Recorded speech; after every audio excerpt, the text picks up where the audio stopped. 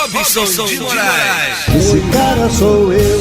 Muito bem, amigos do Falando do Esportes, hoje trazendo aqui ainda a repercussão daquele caso já passado, logicamente, do jogador do Grêmio, o Marlon, que reclamou poucas e boas da arbitragem, que o Grêmio está sendo muito prejudicado. O Lucas Casagrande, o juiz do jogo que o Bragantino venceu o Grêmio por 1-0, foi afastado pela comissão de arbitragem. E o árbitro do VAR, né? O Gilberto Rodrigues Castro Júnior, de Pernambuco, também foi afastado. Mas o problema é que o Marlon pode ser enquadrado no artigo, ser punido. O Grêmio recorreu disso aí, né? Pode levar multa e tudo mais. E o fato que a própria CBF reconhece os erros das arbitragens, né? E aí nós temos aí o Marlon falando, e vamos colocar algumas pessoas, alguns torcedores de Flamengo, de Vasco, e até botafoguense comentando aí, sobre os erros das arbitragens no futebol brasileiro, nesse campeonato brasileiro. Vamos começar aí logo ouvindo o Marlon, e entre o Marlon e uma fala e outra do Marlon, tem os torcedores dando a sua opinião, concordando ou não com o jogador Marlon do Grêmio. Vamos lá, primeiro com a primeira fala do Marlon após o jogo contra o Bragantino. Vamos lá. O que está acontecendo com o Grêmio aqui, eu vou falar categoricamente, o Grêmio está sendo roubado, prejudicado. E não só o Grêmio, outras equipes também. Tá sim, tá errando em vários clubes, em várias situações.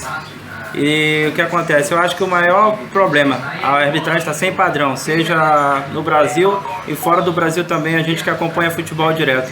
Porque hoje não tem critério. O cara marca em campo o que ele acha que aconteceu, e às vezes tem até uma opinião de profissionais especializados na área e também prejudicam o esporte, que é o futebol. A gente vem de anos de corrupção numa federação onde você não consegue legalizar as coisas, né? Agora, a gente foi prejudicado contra São Paulo, a gente foi prejudicado contra Santos, a gente foi prejudicado hoje novamente. Tu pode tirar por baixo uns 16, 17 pontos do Grêmio na competição. Sim, o Vasco está sendo prejudicado, mas não quanto os adversários do Palmeiras. Todos que jogam com o Palmeiras é arrebentado, né? E aí, essa vez agora contra o São Paulo, então, a arbitragem foi ruim, péssima demais. Eu acho que não tinha nem que ter arbitragem, porque na pelada não se erram tanto. O VAR também está mais atrapalhando do que ajudando, porque às vezes tem uma jogada que é para ser marcada em campo e não é marcada, e o VAR vai lá e anula. Ou então em campo o juiz diz que não foi falta e vai lá e o VAR, não foi falta, volta o lance. Não, isso tem que ter um critério e não está tendo. Infelizmente está beneficiando alguns clubes e atrapalhando outros, independente de quem seja. Isso está acontecendo, é generalizado, e não é só no Brasil, é no mundo todo. E não é só com o Grêmio, o Sport já foi prejudicado, outras equipes já foram prejudicadas também. Na próxima rodada vai ser o Bragantino prejudicado. Rapaz, realmente dá uma vergonha. Todo jogo é um lance diferente. Para uns vale, para outros não vale. Deu contra o Flamengo, foi várias vezes lance que foi pênalti, claro, foi falta, claro, o árbitro não deu nada. E contra o adversário ele marca tudo.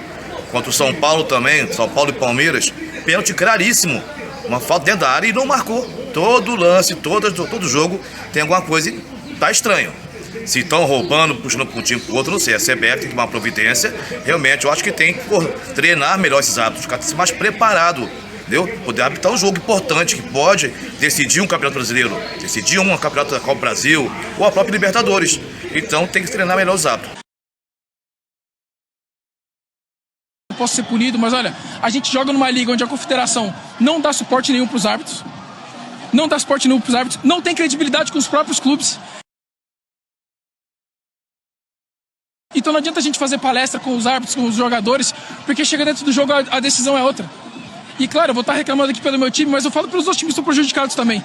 Porque a arbitragem em si está sem um padrão, está sem você entra no campo e você marca o que você acha que foi. Não tem um critério e está complicado. Seja para diversos times. Às vezes você entra em campo e você fala, eu vou apitar contra esse time, e acabou. E aí já era. Às vezes acontecem faltas que são faltas e não são marcadas, acontece lances que não aconteceram, e aí a arbitragem vai e marca o que acha. É o achismo. CBF, profissionalizem os árbitros. Melhora a qualidade do teu produto, porque não tem condição de jogar mais assim. Não, concordo sim, realmente. O cara é árbitro de futebol e tem que treinar para aquilo. Prepara física completa, vai ter tempo apto para treinar, ver a diferença de lance ali, poder corrigir melhor. Agora o cara com 2 empregos fica difícil, trabalha o dia inteiro no serviço e vai apitar um jogo após isso ainda, ele não treina nada, ele não está preparado fisicamente para correr, ele não está vendo como é que pode alterar o jogo ou não. Então a marcação dele tem que ser certa. Eu acho que ele tem que ter um emprego sim, um emprego só como árbitro, ganhar um bom salário que seja compatível para ele. Muito bem, gente. Após ouvirmos aí, assistimos aí várias opiniões, torcedores do Flamengo, Vasco, o próprio Marlon falando sobre essa polêmica aí da arbitragem, enfim, opiniões, várias opiniões. Vamos agora chamar nosso amigo Ailton Marques, direto de Resende, mais precisamente de Porto Real, que vai participar aqui desse Falando do Esporte. Eu queria que o Ailton Marques, Ailton, falasse aí do que você acha também, principalmente dessa parte da arbitragem, muitos jogadores reclamando, a torcida reclamando, enfim. Qual a sua opinião? Alô, um abraço, meu amigo Ailton Marques. Meu amigo Robson de Moraes e amigos da região da Costa Verde, do Sul Fluminense, desse Brasil. Que falar da arbitragem brasileira. Meu amigo, lamentavelmente não vai bem. O que o Marlon do Grêmio falou e que outros jogadores têm falado nas entrevistas é a pura verdade. Não tem critério. Vai pela camisa do time. Tem as bets que eu acredito que estejam influenciando na má atuação dos árbitros. Ora é pênalti, ora não é pênalti. Essa linha do impedimento é uma linha confusa, ora está azul, ora está vermelha. Você não consegue entender o declive, né, a posição que o VAR coloca na linha de impedimento. Agora, os árbitros brasileiros são muito ruins, né? São muito ruins. E não é de hoje não, tá? Eu não sei se a profissionalização seria o ideal, mas pode ser um caminho. E outra coisa, a CBF deveria montar uma entrevista coletiva com o árbitro após o jogo. O árbitro precisa explicar, depois do jogo, por que ele não deu aquela falta, por que ele não marcou aquele pênalti, por que ele não aplicou o cartão amarelo para o goleiro que faz a cera, e assim sucessivamente. Eu sou de uma época, você também, em que o árbitro, após o jogo, poderia dar entrevista. Hoje não pode mais. É lamentável o que a gente vê nos estádios por esse Brasil afora com essa arbitragem brasileira sem vergonha, nitidamente prejudicando o espetáculo. Precisa, amigo, melhorar, mas melhorar é muito, viu? Muito bem, Ailton. Agora nós temos aqui um torcedor de Resende, que encontrei com ele aqui dos Reis, o Alberto. O Alberto fala, lembrando da Rádio Agulhas Negras, onde nós pudemos trabalhar junto lá em Resende, né? E o Alberto lembra muito dessa época da Agulhas Negras, as transmissões esportivas, falou do Léo Montenegro, do Dilon Farias, enfim, uma gama de amigos que tivemos aí, amigos já falecidos já, mas ele falou inclusive sobre, ele vai falar inclusive aí sobre esses assuntos relacionados com a antiga Rádio Agulhas Negras. Vamos ouvir o que o Alberto diz agora pra gente aí e você comenta no final, ok, Ailton?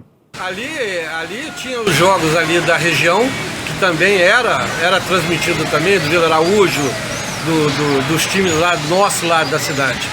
Mas o que mais acompanhava era mesmo o Campeonato Carioca, que a gente acompanhava mais. Maracanã. E quando tinha também, né, as retransmissões também, que era feito também pela rádio. E na época eu era militar e eu também acompanhava através da rádio. E tinha o programa que o Ailton Marques fazia do esporte todo de lá. Exato, todos os... Era todo... E também tinha o Léo também, né? Léo Montenegro. E então essa rapaziada todinha, eu era novo, ainda era jovem, né? Mas mas eu acompanhava isso aí pela rádio. E era uma alegria saber e encontrar um amigo aqui agora, né? É que nós Em Angra encontramos dos aqui em Reis. Angra e você comentava que é de lá, eu falei, vamos bater, nós estamos com essa ideia Verdade. de conversar, relembrar. Verdade. E muito bom. Você lembra de algum ponto daquela época do jogo que você acompanhou, que você lembra agora, que Rapaz, você agora acompanhou? Foi mais, pela rádio? então, Você foi lembra? mais quando teve, o que eu me lembro bem, foi na época que o Botafogo foi campeão, né? Que... Tinha que falar, tinha que falar. Então, dessa época eu ainda me lembro. Mas depois, assim, fica muito difícil você recordar. Mas é a seleção brasileira, os jogos da seleção.